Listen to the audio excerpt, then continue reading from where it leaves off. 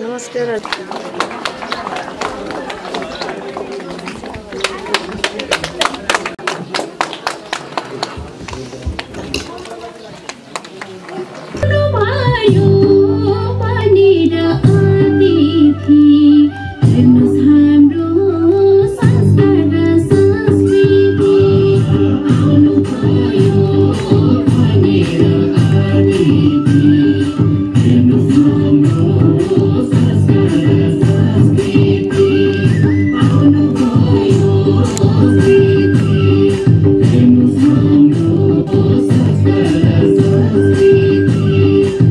त्यसमा पनि धौलागिरी गाउँपालिका 7 वटा वडाहरू मिलेर बनेको छ।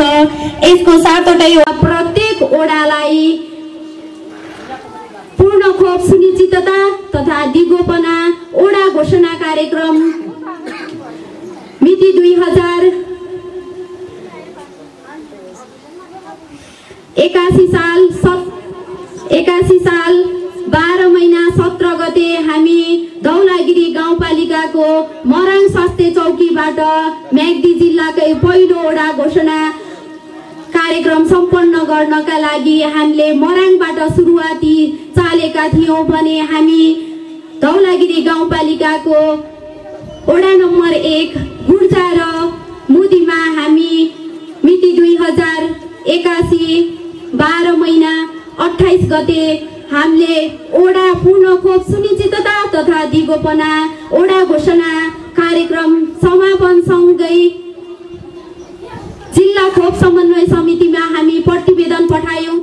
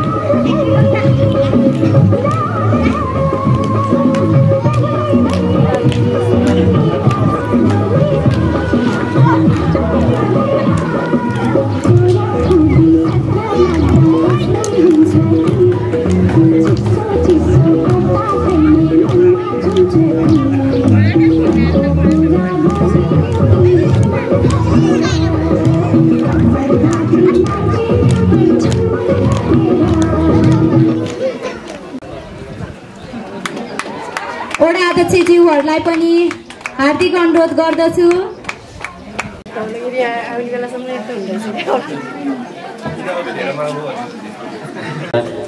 कार्यक्रमको यस आयोजनामा उपस्थित सम्पूर्णलाई धन्यवाद दिँदै यस कार्यक्रमको सफलताको शुभकामना पनि व्यक्त गर्दै बिदा हुन सबैभन्दा पहिलो बर्थिङ सेन्टर भनेर चाहिँ सुरुवात कहाँ गरेका थियौँ भन्दा तत्कालीन ताकम गाविसको स्वास्थ्य चौकीलाई म्याग्दी जिल्लाको पहिलो बर्थिङ सेन्टर भनेर घोषणा गरेका थियौँ, जसको अगुवाई कदम म्याग्दीले र हरि पौडेलले गरेका थियौँ। र आज हामी यो घोषणामा उपस्थित हुँदै गर्दा म्याग्दी जिल्लाको मात्र धौलागिरी गाउँपालिका मात्र होइन, म्याग्दी जिल्लाको सबै गाउँपालिकामा तत्कालीन गाविसमा रहेका स्वास्थ्य चौकीहरूमा बर्थिङ सेन्टर सञ्चालन गर्नुपर्छ भनेर निर्णय गराउनेमा सम्भवतः तत्कालीन अवस्थाका चाहिँ सबै स्वास्थ्य चौकीहरूमा लेखेको चाहिँ अक्षर आज पनि मेरो हातले लेखेको अक्षर इतिहास खोल्यो भने भेटिन्छ। हामीले यो आजको दिनसम्म आउनको लागि सामाजिक संस्थाहरूले जुन खालको एउटा चाहिँ योगदान गरेका छन्, त्यो योगदानलाई म आजकै दिनमा यहाँ उपस्थित मञ्चासीन भएर बसिरहनु भएको सम्पूर्ण महानुभावको अगाडि के मात्रै म अनुरोध गर्न चाहन्छु आजको यो सुखद दिनमा भने यो कार्यक्रमलाई यहाँले मूल्याङ्कन चाहिँ गरिदिनु होला। सङ्घीयता पछाडि सामाजिक संस्थाहरूसँगको चाहिँ सहकार्य स्थानीय पालिकाहरूमा त्यति सौहार्द भएको मैले महसुस गरिरहेको छैन। विभिन्न कारणहरू हुन सक्छन्, बुझाइमा कमी हुन सक्छ, हाम्रो सम्बन्धमा कमी भएको हुन सक्छ, धेरै कुराहरू ग्याप हुन सक्छ। तथापि सामाजिक संस्थाहरू नेपाल सरकारले लिएको हरेक लक्ष्यको लागि चाहिँ सहयोगी संस्थाहरू भएको हुनाले म फेरि पनि यो धौलागिरी गाउँपालिकालाई पनि के अनुरोध गर्न चाहन्छु भने हामीहरू यहाँहरूको चाहिँ यहाँहरूसँग चाहिँ सहकार्य गरेर पालिकाले लिएको लक्ष्य जहिले पनि चाहिँ परिपूर्ति गर्नको लागि हामी तत्पर छौँ। र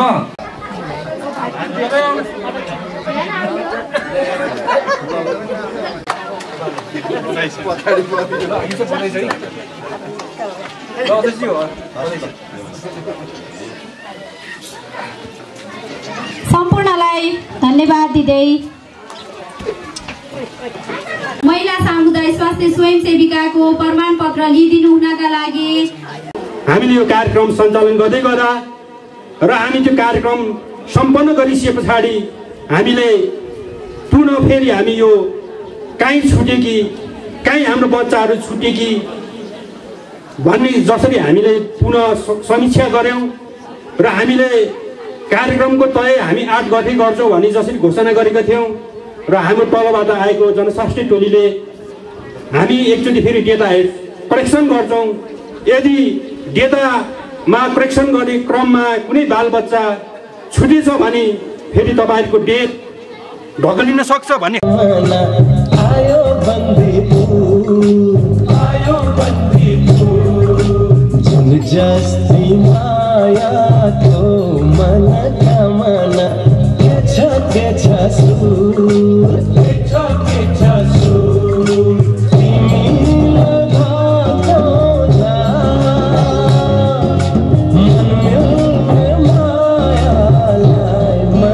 Kamana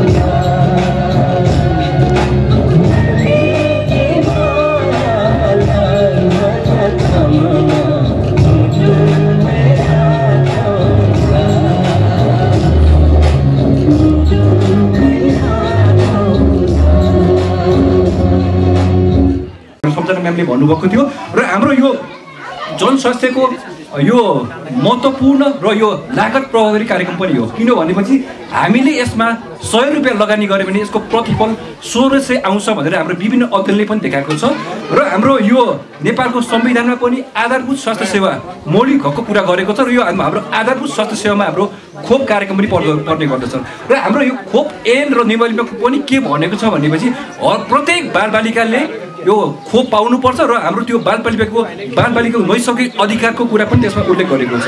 त्यसै गरी हाम्रो यो विभिन्न ऐन तथा हाम्रो यो नीतिमा पनि खोपलाई अलि महत्त्वपूर्ण एउटा यो कार्यक्रमको रूपमा नै हाम्रो लिएको छ र यो धौलागिरी गाउँपालिकाले पनि यसलाई यो महत्त्वपूर्ण कार्यक्रमलाई त्यसलाई अवधारणालाई अगाडि बढाउँदै यो हाम्रो 2081 चैत्र महिनाको 17 देखि हाम्रो यो ओडाबाट सुरु भएको थियो र हाम्रो यो पालिका आज हाम्रो यो म्याग्दी जिल्लाकै पहिलो भएको छ र यस पश्चात हामीले जिल्लामा पनि पूर्ण खोप सुनिश्चित जिल्ला घोषणा गर्नेछौँ र त्यसपछि हाम्रो प्रदेशमा पनि हाम्रो प्रदेश पूर्ण खोप सुनिश्चित र घोषणा यो दिगो पर्ने कार्यक्रम पनि हुनेछ।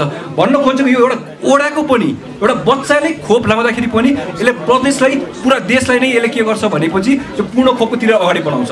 त्यसले गर्दाखेरि प्रत्येक बालिकाले यो पूर्ण खोप यो हाम्रो खोप पाउनुपर्ने पनि हुन्छ र हाम्रो यो पूर्ण खोप सुनिश्चित तथा दिगोपन कार्यक्रमलाई यो सफल बनाउनु हुने स्वयंसेविकाजीहरू, स्वास्थ्यकर्मीजीहरू, विभिन्न वडाजीहरू, हाम्रो जनप्रतिनिधिहरू सम्पूर्णलाई म धन्यवाद दिँदै र यो कार्यक्रम आज यो सफल भएकोमा यहाँहरूलाई पनि म धन्यवाद दिँदै र मन्तव्यलाई नै जोड्न चाहन्छु।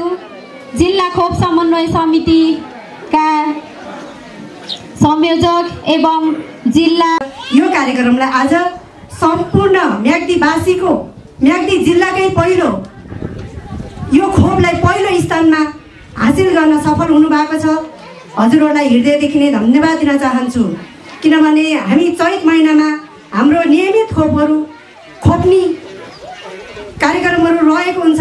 त्यसमा पनि हाम्रा बालबालिकाहरू कति छुटे भनेर हामी वैशाख महिनामा चाहिँ खोजा र खोपा अभियानलाई पनि निरन्तरता दिएर यो पालिकामा चाहिँ खोपबाट कुनै पनि बच्चाहरू वञ्चित छैनन् है। अब खोप सम्पूर्ण बालबालिकाले खोपहरू लिइसके भनेर यो पालिकाले जुन कार्यक्रम अगाडि बढाउनु भयो आज यो पूर्ण खोप घोषणा गर्न गरियो। आज यसका लागि नि यो गाउँपालिकाका अध्यक्ष, उपाध्यक्ष, वडा अध्यक्ष, कार्यपालिका सदस्य, गाउँसभा सदस्य, सम्पूर्ण यो पालिकाका कर्मचारी टिमहरू, स्वयंसेविका दिदीबहिनीहरू, यो धौलागिरीका सम्पूर्ण जनसमुदायहरूलाई म हृदयदेखि नै धन्यवाद दिन चाहन्छु। आज हाम्रा बालबच्चाहरू कुनै पनि रोगबाट वञ्चित छैनन् भन्ने आज यो पूर्ण खोप सुनिश्चितताले बताउँछ। आज हामी धेरै खुसी छौँ। अघिल्लो वर्षमा पनि हामी म्याग्दी जिल्ला गण्डकी प्रदेशमा पूर्ण खोपमा पहिलो अवस्थामा रहेका थियौँ। अहिले पनि यो म्याग्दी जिल्लालाई पहिलो अवस्थामै राख्नको निमित्त हामी खोप समन्वय समिति जिल्लाले धेरै यो क्रियाकलापहरू अगाडि बढाइसकेको छ। आज धौलागिरी गाउँपालिका पूर्ण खोप सुनिश्चितता घोषणा गरियो। भोलि मङ्गला मालिका गाउँपालिका गर्दैछौँ, पर्सि मङ्गला गाउँपालिका गर्दैछौँ। यसै गरी हाम्रो योजना छ यो वैशाखको 19 गतेभित्र म्याग्दी जिल्लामा रहेका 6वटै स्थलीय तहलाई पूर्ण खोप घोषणा गर्ने हाम्रो योजना छ। यो योजनालाई तपाईँले जसरी सहयोग गरेर आज हामी धौलागिरी गाउँपालिकालाई घोषणा गर्यौँ योमा हजुरहरूलाई धेरै मैले धन्यवाद दिन चाहन्छु। हामी प्रतिबद्धता हुनको निमित्त पनि हाम्रो एउटा त्यहाँ प्रतिबद्धता पत्र छ। जतिजना यहाँ उपस्थित छौँ सम्पूर्णले त्यो प्रतिबद्धता पत्रमा हस्ताक्षर गरेर जानुहुनेछ र यो कार्यक्रमलाई चाहिँ अहिले घोषणा गरियो भनेर हाम्रो घोषणा भइसक्यो भनेर हामी बस्दैनौँ। वर्षै नै निरन्तरता दिनेछौँ भन्ने आशा र अपेक्षा राख्दै मलाई यस कार्यक्रममा बोलाएर धौलागिरी गाउँपालिकाले आफ्नो प्रमुख अतिथिको 2-4 वटा शब्द राख्न दिनुभयो। यहाँलाई हृदयदेखि नै धन्यवाद दिँदै मेरो भनाइ यहाँ अन्त्य गर्छु। हस्त धन्यवाद, नमस्कार। समारोहमा उपस्थित सम्पूर्णलाई विशेष धन्यवाद दिँदै प्रमुख अतिथि, विशिष्ट अतिथि, अतिथिगण लगायत विभिन्न ओडाबाट पाल्नु हुने ओडा सचिव, स्वास्थ्य कर्मी, विद्यालयका व्यापारी, जनजाति, दलित, अपाङ्ग सञ्जाल एवं धौलागिरी गाउँपालिका अन्तर्गतका हामी सम्पूर्ण बासिन्दाहरू आगामी दिनमा समेत पुनः खोप पालिका शिष्टता तथा दिगोपना कायम राख्ने प्रतिबद्धता व्यक्त गरी हस्ताक्षर गर्दछौँ। धन्यवाद।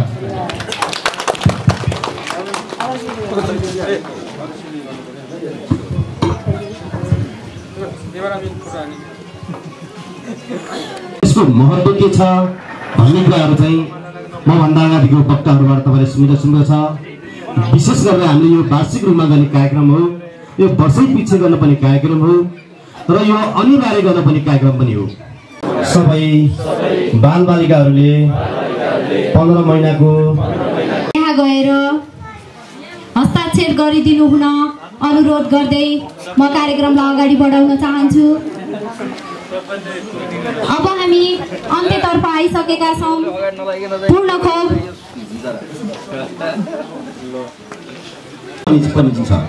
र विशेष गरेर चाहिँ हामी चाहिँ बुझेर नै आज मलाई लाग्छ धौलागिरी गाउँपालिकाका सम्पूर्ण बच्चाले खोप लाग्यो भनेर आज हामी घोषणा गर्दैछौँ।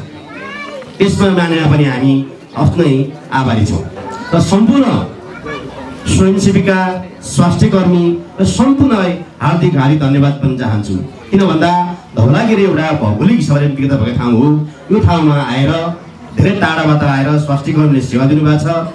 बिना तपाईँको चाहिँ तलबमा, बिना देउमा स्वयंसेविकाले तपाईँले चाहिँ त्यहाँ सेवा दिनुभएको छ।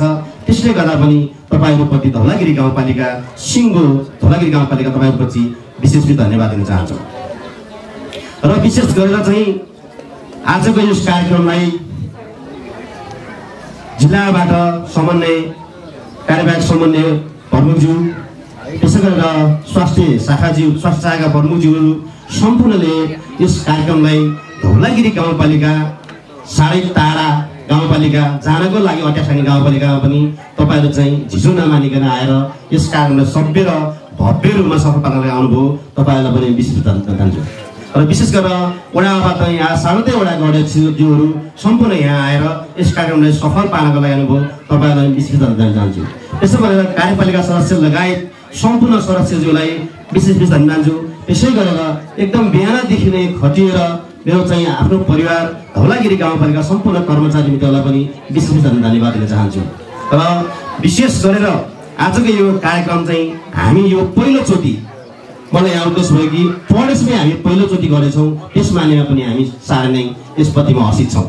जिल्ला त हामी योभन्दा पहिला पनि मलाई लाग्छ हामी फर्स्ट भएको थियौँ, तर यो पाला हामी पढेसमै फर्स्ट भएको छौँ। धौलागिरी गाउँपालिका धौलागिरी हिमालसँग जोडिएको यसो काखमा भएको गाउँपालिकालाई हामी साँच्चीकै गण्डकी प्रदेशभरि नै हामी चाहिँ समृद्ध खालको चाहिँ पालिकाहरू हुँदै गर्दा पनि हामी विगत पालिकाले यसै घोषणा पाएको अवसर पाएका छौँ। यसमा पनि सम्पूर्ण जिल्लादेखि लिएर सम्पूर्ण पालिका, सम्पूर्ण कर्जालाई सम्पूर्णलाई विशेष धन्यवाद दिन चाहन्छु। र म धेरै लामो नबोलिकन, किन भन्दा यहाँ फेरि हामी चाहिँ अस्ति पनि फर्किन पर्ने अवस्थाहरू छ र सम्पूर्ण फेरि भोकाएको अवस्था पनि छ।